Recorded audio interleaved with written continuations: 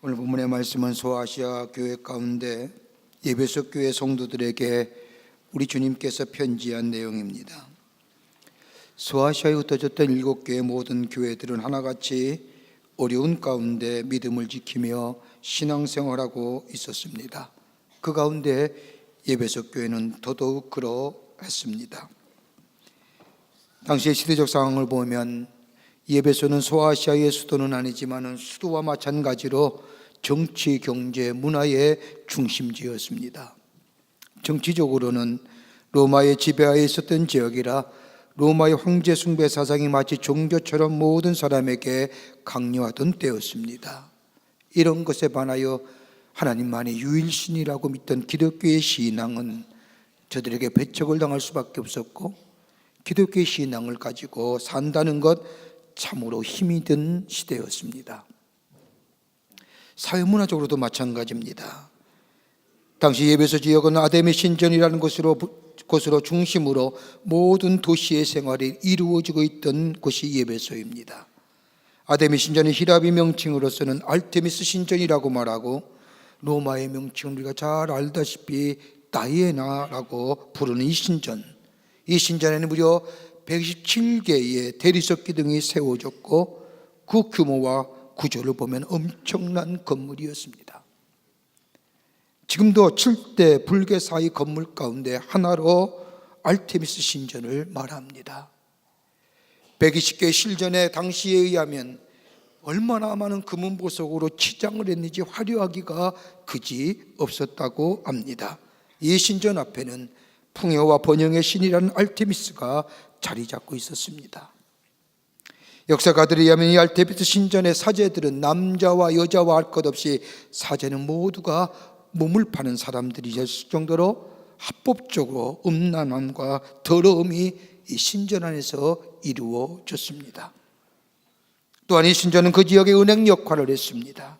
지역에 돈이 들어가고 나가는 역할을 했기에 풍요, 물질, 향락의 중심지가 바로 에베소였습니다.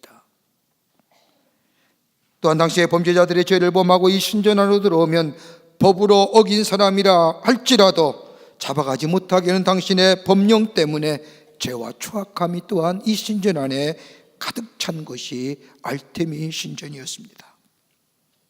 이 에베소에는 반원형극장이 있었는데 무려 2만 4천 명을 수용할 수 있는 곳으로, 이곳에 축제가 열리면 동물을 잡아서 제물로 드리는 습관이 있었는데, 종종 그리스도인들을 저들의 축제의 동물의 밥이 되어 저들의 축제를 시작을 알리고 할 정도로 기독교의 박해가 심했던 것이 에베소입니다. 한마디로 예수 믿는다는 그 자체가 힘든 곳이 에베소입니다.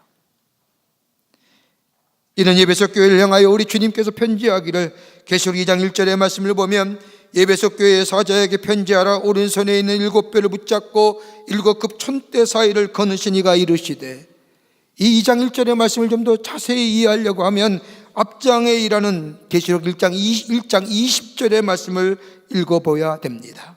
내가 본 것은 내 오른손에 7뼈의 비밀과 또 7금 촛대라. 7뼈는 7교회의 사자요 7촛대는 7교회니라. 다른 말로 말하면 이 말을가 앞뒤와 같이 연결시켜 이야기한다면, 주님께서 능력의 오른손으로 예수 믿기 힘든 상황 속에서 주를 부인하지 아니하고 복음의 가치를 가지고 예수 믿는 저 소아시아의 흩어진 7교회와 성도들을 주께서 소중히 여기실 뿐만 아니라 저 어두운 세상에 빛을 비추는 7교회를 주님께서 오가면서 붙들고 계시다는 겁니다. 여기서 붙든다고 하는 단어는 헬라어로 크라톤인데 지지한다는 뜻입니다. 크라테오의 현재 분사형으로 지금도 지속적으로 계속해서 예수님의 능력의 오른손으로 그 교회와 성도를 붙잡고 계실 뿐만 아니라 그 사이를 거느신다는 겁니다. 이렇게 말씀하면 다름이 아니라 그 교회와 성도들이야말로 주님 앞에 금 같은 존재요, 그뿐 아니라 교회는 세상의 어둠을 밝히는 촛대와 같은 존재라는 겁니다. 여러분, 신앙을 가지고 믿음의 생활을 하면서 가장 어려울 때가 어느 때입니까? 문제와 사건 앞에서 나만이 겪는 어려움과 나만이 겪던 것 같은 그런 마음은 있지는 않습니까? 얼마 전에 한 권사님과 만나서 이야기하는 가운데 제가 큰 힘과 마음의 짠함을 얻었습니다. 권사님 그런 얘기하세요. 예수님 때문에 힘을 얻고 삽니다. 예수님 때문에 힘 얻고 산다는 거예요. 예수님 때문에 가정을 지키는 사람도 많습니다. 예수님을 인하여 직장생활 속에서 참고 견디온 사람 참 많습니다. 예수님을 인하여 나의 삶의 연장에서 나를 내려놓고 나를 죽이면서 예수님 따라가기 위해서 몸부림치며 사는 사람 얼마나 많은지 모릅니다. 그런데 문제는 내가 겪는 아픔과 내가 겪는 이 영적인 싸움과 내가 겪는 이 고통들, 때는 쉽게 예수 믿는 사람들처럼 세상과 동화시고 세상에 자꾸 잘 적응하여 살고 그리고 대충 살아가는 그런 마음도 있고 유혹도 있지만, 예수님께서 이런 문제와 고난 앞에 나타나셔서 내가 너와 함께 한다라고 말씀만 해주신다면 내 앞에 있는 이 문제 얼마든지 넉넉하게 주님의 음성을 들었기에 견딜 수 있지만은 그런 것도 없고요. 그럴 때마다 고민이 있지 않습니까? 내가 믿는, 내가 생명 걸고 믿는 이 복음, 이 믿음 정말 가치 있는 것일까? 무기력한 건 아닐까?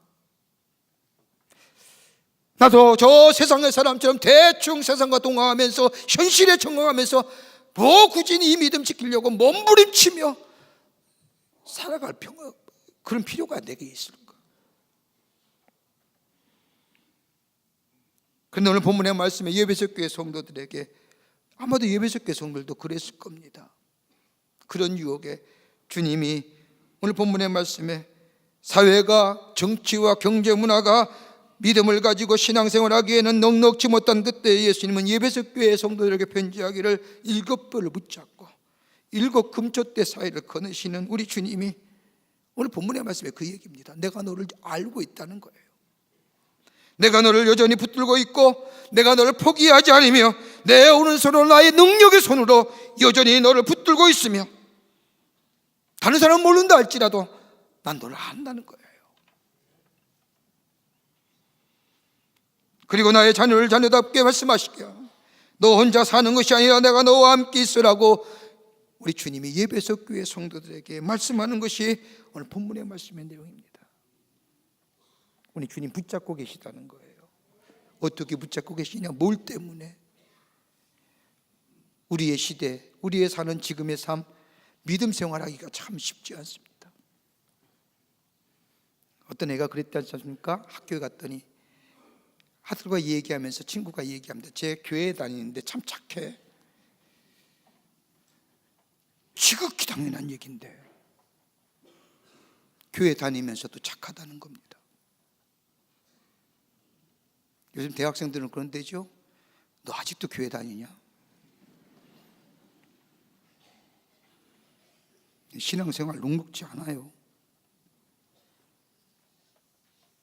넉넉지 않은 이 시대를 사는 우리들에게 오늘 본문의 말씀을 우리에게 위로와 또 힘과 용기를 줍니다. 본문의 말씀을 중심으로 몇 가지를 함께 말씀을 나누며 은혜 받기를 원합니다.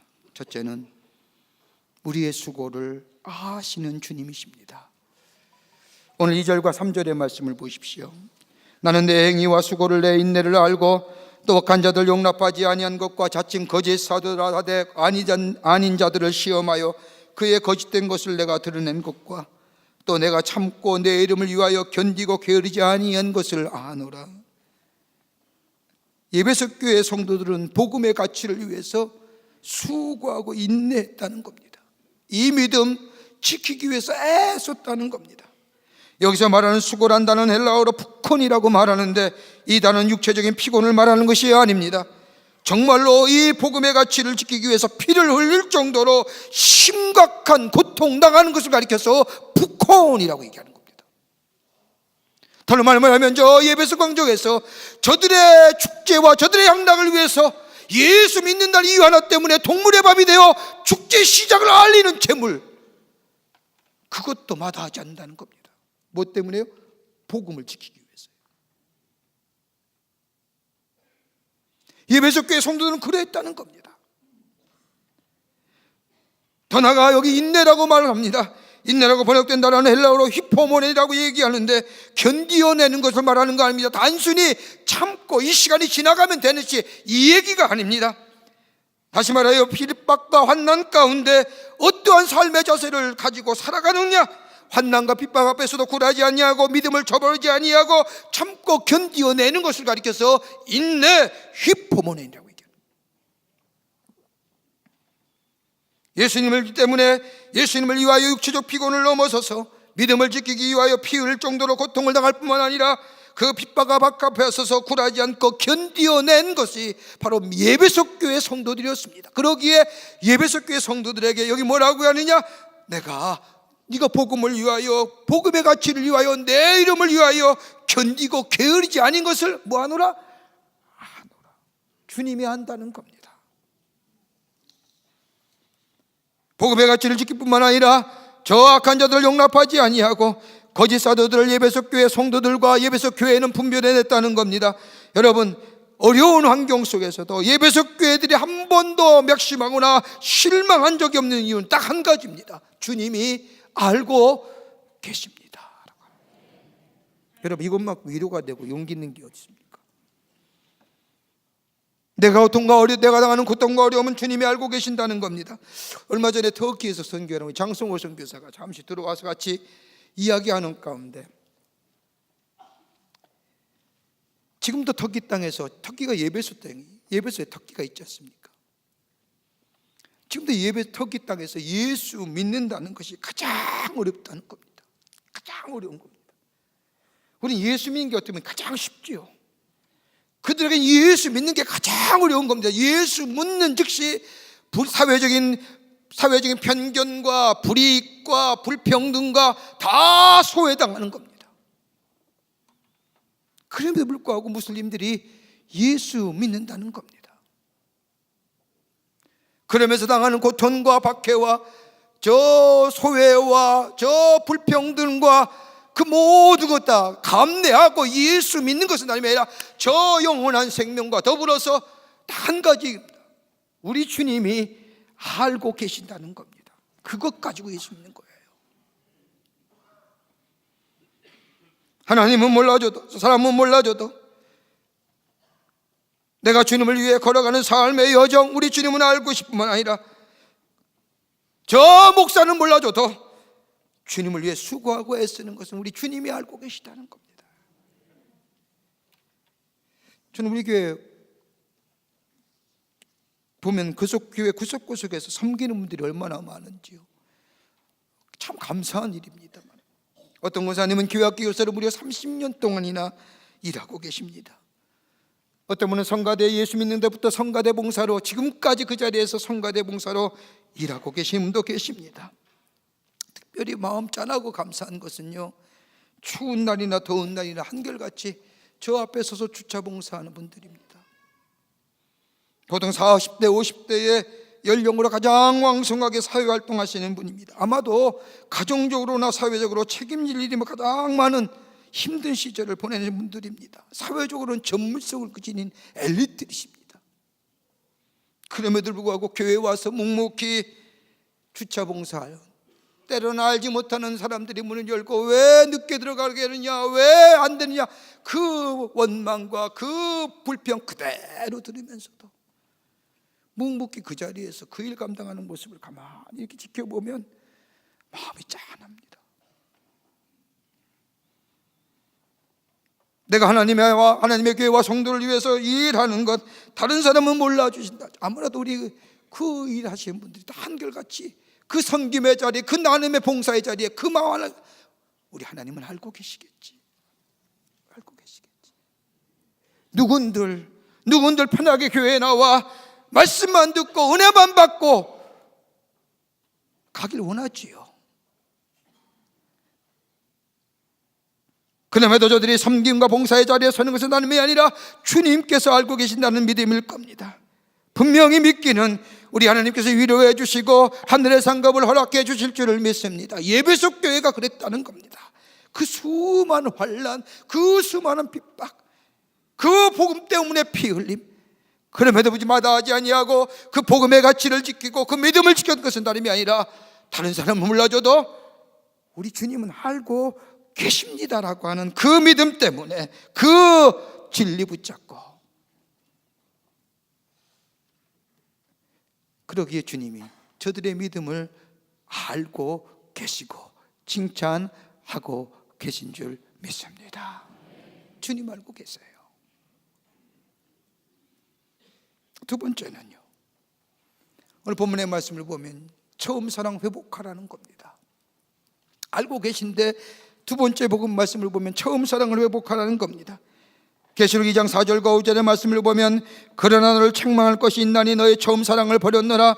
그러므로 어디서 떨어졌는지를 생각하고 회개하여 처음 행위를 가지라. 만일 그리하지 아니하고 회개하지 아니하면 내가 내게서 가서 내 촛대를 그 자리에서 옮기리라. 여러분, 세번역 성경 말씀을 보면 좀 더 쉽게 이해할 수 있습니다. 뭐라고 말씀하냐? 그러나 너에게 나무랄 것이 있다. 그것은 내가 처음 사랑을 버린 것이다. 그러면 내가 어디서 떨어졌는지를 생각하고 회개하고 처음에 하던 일을 하여라. 내가 그렇게 하지 않고 회개하지 아니하면 내가 가서 내 촛대를 그 자리에서 옮기겠다. 여러분, 한번 생각해 보십시오. 아마도 에베소 교회 성도는 이 주님의 말씀에 충격받았을 겁니다. 내 복음의 가치를 지키기 위해서 내 믿음 가운데 그 수고와 인내를 마다하지 않았는데 주님 칭찬해 줘야 되지 않습니까? 내가 너 안다라고 얘기한 후에 박 나온 거예요. 그래서 내가 너에게 나무랄 것이 하나 있다라고 책망하시는 겁니다. 자신들이 예수님을 따르기 위해서 현실적인 모든 유익과 이익을 포기했을 뿐만 아니라 손해가 와도 어려움이 와도 주님 따르는 위해 감수한 것이 참으로 많았습니다. 진리를 서기 위해 복음에 합당한 생활을 하면서 거짓 선지자들과 잘못된 신앙과 신앙의 모습을 분별하여 내쫓았습니다. 그리고 교회를 지켰습니다. 자신의 믿음과 자신의 신앙의 가치를 분명히 했습니다. 이 일을 위한 희생의 대가가 너무 큽니다.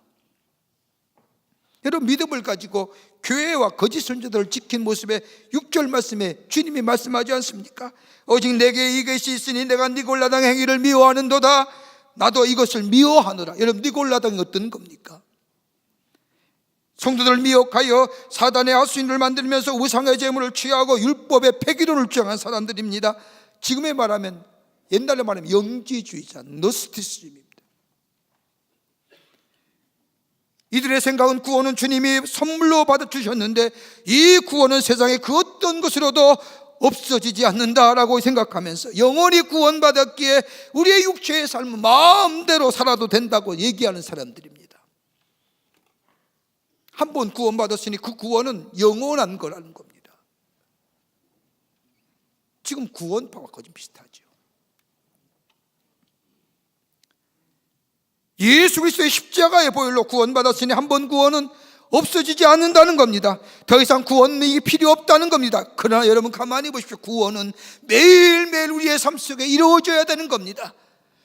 구원은 전인적인 겁니다. 영혼만 구원받는 것이 아니라 우리의 영혼이 구원받으면 우리의 마음이 새로워지고, 우리의 마음이 구원받으면 우리의 육체의 삶, 우리의 태도, 우리의 행동도 구원받은 자의 합당한 생활이 삶 속에 드러나야만이 구원받았다는 겁니다. 그러기에 요한웨슬리 목사님 말하기를, 난 구원받았습니다, 난 구원받고 있습니다, 난 구원받을 것입니다 라고 얘기하는 거예요. 전인적인 프로세스입니다. 에베소 교회가 바로 이러한 잘못된 사상과 거짓 선지자들로부터 교회와 믿음을 지켰다는 겁니다. 여러분, 영적인 지혜와 지성이 더불어 인내력이 없으면 불가능한 일입니다. 여러분, 지금이야 많은 자료를 통해서, 특별히 미디어의 발달과 사회통신망의 발달로 예전에 그 사람이 무슨 말을 했는가를 통하여 그 사람이 어떤 사상과 어떤 사람인지 알 수 있습니다. 그런데 에베소 교회 당시에는 이런 것들이 없지 않습니까? 교회에 들어와서 거짓된 사상과 잘못된 것을 분별할 수 있는 그런 자료나 그런 것이 없었던 때입니다. 그런데 어느 때에 그 사람의 됨됨이를 알 수 있느냐? 사건 앞에서. 지금도 마찬가지입니다. 제가 30년 가까이 목회하는데요, 아직도 모르는 게 있습니다. 사람 모르겠더라고요. 만날 때는 굉장히 프렌드하게 굉장히 가까운처럼 웃으면서 다가오는데 뭐 하나 사건만 딱 일어나면 이건 뭐 처음 본 사람 같아요. 어떻게 사람이 그럴 수 있을까? 아직도 모르겠습니다. 사람 때문에. 하나의 사건이 터지면 그 사람이 가진 가치관이 무엇이며 그 사람의 신앙관이 무엇이며 더 나아가 교회관이 무엇인가 알 수 있습니다. 사건 앞에 그 사람이 어떤 말을 하며 어떤 행동과 태도로 그리고 어떤 자세와 더불어 어떤 선택을 하느냐 보면 그 사람의 진정한 모습을 알게 됩니다. 그 사람의 진정한 그리스도의 모습이 그리스도의 삶인지 아니면 잘못된 사상 속에서 사는 사람인지 그것을 분별하고 그것을 알려고 하면요, 이 당시에는 내가 먼저 진리 안에 살아야 됩니다. 이거 없으면요 분별해낼 수가 없습니다. 예배소 교회가 일했다는 거예요. 복음 안에서 진정한 그리스도의 삶을 살면서 저 니골라당과 같이 저 거짓 선지자 같이 분별하는 교회였다는 겁니다. 여러분, 얼마나 놀라운 일입니까? 얼마나 귀한 일입니까? 그런데 오늘 본문의 말씀을 보면 주님께서 예배소 교회 성도들과 교회에게 말하기를 주님께서 촛대를 옮길 만한 가장 소중한 것을 잊어버렸다는 겁니다. 그게 뭐예요? 처음 사랑. 처음 사랑. 우리나라 성경본에는 처음 사랑으로 얘기했지만은 헬라어 성경을 보면 이 사랑 앞에 아가펜 앞에 뭘 붙었냐? 호티 정관사를 붙인 겁니다. 그러니까 처음 사랑이 아니라 그 원문대로 얘기하면 뭐예요? 그 사랑 얘기하는 겁니다. 그 사랑 잊어버렸다는 겁니다. 처음 예수를 만났을 때에, 예수를 믿었을 때에, 처음 예배소 교회가 세워졌을 때에 예수님의 사랑을 알고 그 사랑에 감격할 뿐만 아니라 그 모든 감격과 기쁨으로 하나님 앞에 찬양했던 그 사랑이 지금도 내 안에 있느냐, 이 말입니다. 그 감격과 그 기쁨과 그로 인하여 그 찬양과 그 감사가 아직도 내 안에 있느냐라는 거예요. 그 사랑과 지금의 사랑에 차이가 있지는 않느냐는 겁니다. 얼마나 무서운 말입니까? 나를 위하여 십자가에 죽기까지 사랑하신 그 주님의 사랑, 정말로 희망이 없었던 나에게 찾아오시어 나의 삶에 새로운 희망과 소망을 주실 뿐만 아니라 내 생각하는 것이 절망과 좌절 속에 헤맸을 때에, 아니 하나님과 원수되었을 때에 나를 포기 않고 구속해 주실 뿐만 아니라 하늘의 비밀을 보여주며 참된 소망을 허락해 주는 그 주님의 사랑, 그 사랑에 감격하여 뜨겁게 그 사랑 안에 감격하여 기쁨과 감사를 토해냈던 그 사랑 회복하라는 거예요. 그 사랑 회복하지 않으면 생명력 있는, 영향력 있는 하나님으로 살아가기는, 하나님의 사람으로 살아가기는 쉽지 않다는 겁니다. 여러분, 사랑이 결핍되면 우리에게 찾아오는 게 뭔지 아십니까? 사랑이 결핍되어 있으면요 우리 안에 감사가 없습니다. 예수님을 처음 만났을 때, 아니 처음에 주님의 사랑을 느꼈을 때 우리에게 찾아오는 감정이 뭘까요? 그 은혜 받고 그 예수님 만나고 고백되는 게 뭐예요? 감사 아니었습니까? 하나님 감사합니다. 하나님 감사합니다. 근데 이 사랑이 식어지면 우리 안에 감사가 사라지는 겁니다. 하나님의 사랑을 매일매일 경험하니 감사가 넘치고, 감사가 넘치니 예배의 감격이 있고 예배의 시간이 기다려지고 주님을 향한 찬송과 고백이 넘치게 예배드릴 때마다 내 안에 그 사랑이 새록새록 다시 한번 느껴지고 감사와 기쁨이 고백이 넘치게 되는 것. 반대로 하나님의 향한 사랑이 결핍되었으니 예배도 습관적으로 드리죠. 습관이 문화가 된 겁니다. 예배 안 하면 큰 벌 받을 것 같고, 이러다 보니 감격과 기쁨이 사라지니 가슴에 설렘이 사라지니 예배에는 참석했는데 예배 시간엔 와야 될 것 같아서 왔는데 앉으다 보니 졸음이 밀려오지요. 그래서 눈 감고 있다 보니 꾸벅꾸벅 고개를 끄덕입니다. 남들이 보면 설교 말씀에 응답하는 것처럼 보이지요.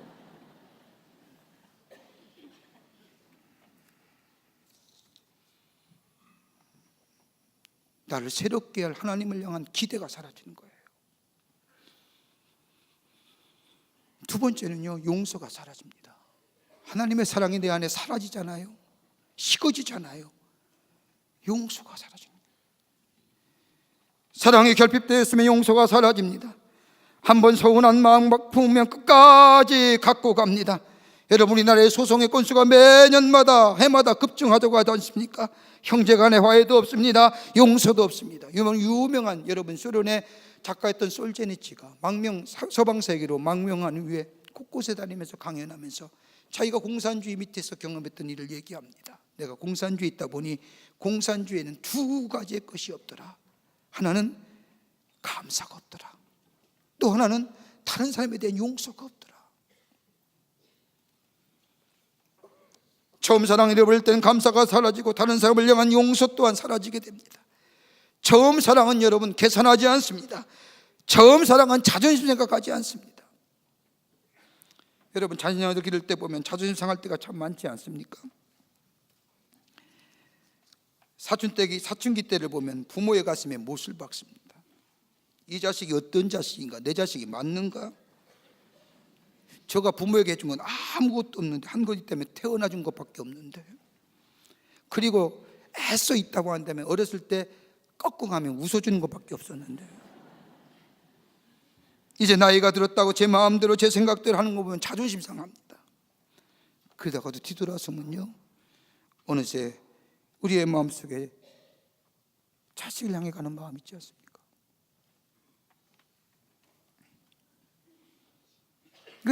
이게 처음 사랑이지 않습니까? 새롭게 시작하는 사랑, 매일매일 새롭게 시작하는 사랑. 이 사랑 회복하라는 겁니다. 유명한 심리학자인 나폴레옹 힐은 말하기를 인간은 7가지의 고민을 가지고 이 고민 때문에 불안해해 사는데, 그 첫 번째가 뭐냐? 경제적 불안이라는 겁니다. 가난해질까 봐 불안해지고 실패할까 봐 불안해합니다. 두 번째는 질병에 대한 불안입니다. 병 걸릴까 봐. 세 번째는 건강에 대한 불안이고, 네 번째는 사랑의 손실에 대한 불안입니다. 사랑이 깨어지면 어떡하나 늘 불안해하며 삽니다.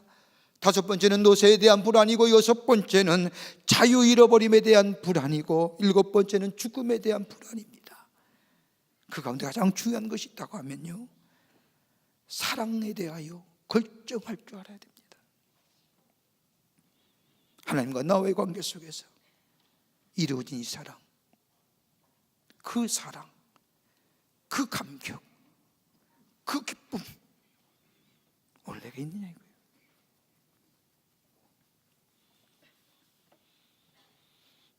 이럴 때 우리 주님은 우리의 삶 속에서 함께 하시오, 세상 속에서 영향력과 더불어 생명력인 인생 촛대를 옮기지 아니하시고 우리와 함께 거시고 거느시고 우리와 함께 동행하시는 참된 하나님의 백성으로 어려움과 문제와 환난은 많다 할지라도 주님과 더불어 승리하는 인생으로 주께서 함께 하시고 인도해 주실 줄을 믿습니다. 그 사랑, 끝으로 돌이켜 처음 행위를 가지라는 겁니다. 2장 5절 말씀을 보십시오. 에베소 교회를 향하여 우리 주님이 말씀하기를, 그러므로 어디서 떨어졌는지를 생각하고 회개하여 처음 행위를 가지라. 만일 그리하지 아니하고 회개하지 아니하면 내가 내게로 가서 내 촛대를 그 자리에서 옮기리라. 처음 사랑을 어떻게 회복할 것인가? 그 사랑 어떻게 우리 안에 회복돼 우리 안에 감사와 감격과 기쁨의 삶으로 살아갈 수 있을까? 우리 주님은 세 가지 단위로 구체적으로 우리에게 말씀하십니다. 그 하나가 뭐냐? 생각하라는 겁니다. 생각하라는 헬라어 단어는 무네모니오라고 얘기하는데, 이것은 형제 능동태 명령형입니다. 계속 반복하여 내게 베푸신 하나님의 사랑을 생각하라는 겁니다. 그러면서 내가 어디서부터 하나님의 사랑이 식어졌는지를 반복적으로 살펴보라는 겁니다. 왜 나의 마음이 예배드릴 때 감격이 없을까? 왜 나의 마음에 예배드릴 때 기쁨이 사라졌을까? 계속하여 반복하여 생각하고 생각해보라는 겁니다. 여러분, 반복과 지속은 굉장한 힘이 있는 거예요. 여러분, 유대인의 교회의 특징 하나가 반복과 지속 아닙니까? 우리나라는 뭐라고 얘기해요? 잔소리라고 얘기하지만 걔들은 반복과 지속입니다. 그 반복과 지속의 교육이 그 적은 나라로 위대한 나라를 만드는 거예요. 여러분 요한복음 21장의 말씀을 보면 예수님이 부활하신 후에 디베레 바닷가에서 베드로를 만났지요. 그리고 조반을 먹이시고 예수님이 베드로에게 묻습니다. 내가 나를 사랑하느냐? 그때 베드로가 이 대답합니다. 아니 무슨 말씀입니까? 제가 주님 사랑하는 거 온 천하가 다 압니다. 얼마가 지나에 똑같은 질문하지 않습니까? 내가 나를 사랑하느냐? 그때도 이 베드로가 얘기하지 않습니까? 주님, 제가 주님 사랑하는 거 다 압니다. 무슨 말씀입니까? 얼마가 지나에 똑같은 질문합니다. 내가 나를 사랑하느냐? 라고 이야기하자 요한복음 21장 17절의 말씀을 보면 이때 베드로가 뭐하여? 근심하여. 근심했다는 건 뭘까요? 생각했다는 겁니다. 내가 정말 주님 사랑하는가? 내가 정말 주님 사랑하고 있는가? 나 자신을 뒤돌아보았다는 겁니다. 내가 나를 사랑하는지 주님을 사랑하는지, 다른 말로 말하면 내가 나를 사랑했지 주님을 사랑하지 않았구나. 내 꿈 사랑했고 내 계획 사랑했지만 주님 사랑하지 않았구나. 내 기준대로 내 생각대로 내 방식대로 주님을 사랑했지 주님이 원하는 사랑하지 않았구나라고. 바로 예배소 교회 성도들에게 그 얘기하는 겁니다. 아니 오늘 우리들에게 얘기하는 겁니다. 예배에 감격이 없느냐? 예배에 기쁨이 사라졌느냐? 생각해봐라. 그 사랑이 어디서 떨어졌는지. 두 번째는요, 회개하라는 겁니다. 원점으로 돌아가라는 겁니다. 리턴. 회개한다는 헬라어로 메타노에라고 얘기하는데 원점으로 돌아가라, 처음 사랑으로 돌아가라, 부정과학용입니다. 계속적으로 하는 것이 아니라 종합적으로, 전체적으로, 전인적으로 한 번 만에 딱 돌이켜라. 그리고 뒤돌아서지 말아라. No turning back. 그 얘기하는 겁니다. 단테에서 사신 신곡의 지옥편을 보면 지옥에도 층계가 있습니다. 그 층계를 내려가면 맨 밑바닥 제일 깊고 으스시한 곳에 제일 무거운 죄인 세 사람이 있습니다. 하나는 예수님을 배반한 가룟 유다고, 두 번째는 자기를 총애한 친구 시저를 배반한 브루투스이고, 또 하나는 카시우스입니다. 단테는 배신이야말로 가장 큰 죄라고 생각했습니다. 소크라테스는 무지라는 것을 큰 죄라 생각했고, 헬라 사람은 교만이 큰 죄라 생각했고, 피에타라는 사람은 나태가 제일 큰 죄라고 생각했지만 단테는 배신이야말로 어떤 배신이요? 사랑의 배신이에요. 사랑의 배신. 가장 소중한 사랑으로부터 멀어져 간 죄. 돌아오라는 거예요. 세 번째는 처음 행위를 가지라는 겁니다.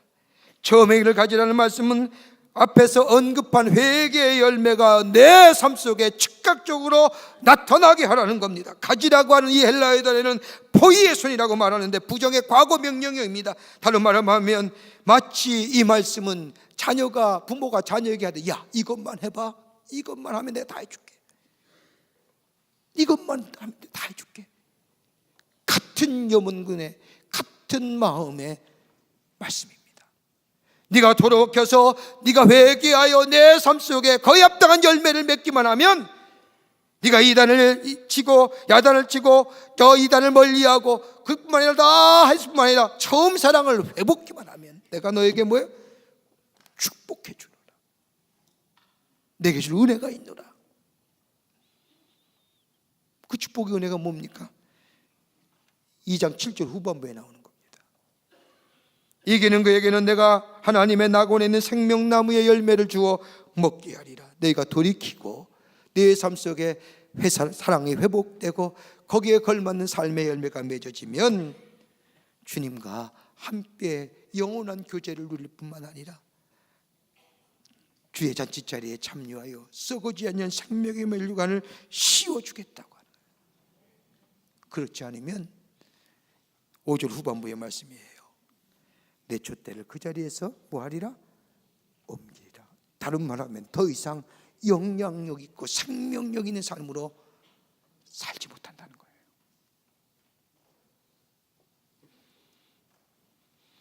사랑하는 성도 여러분, 우리 안에 예배의 기쁨과 감사가, 주님 안에 있는 우리의 삶의 기쁨과 감사가 사라진 것이 어느 때부터일까요?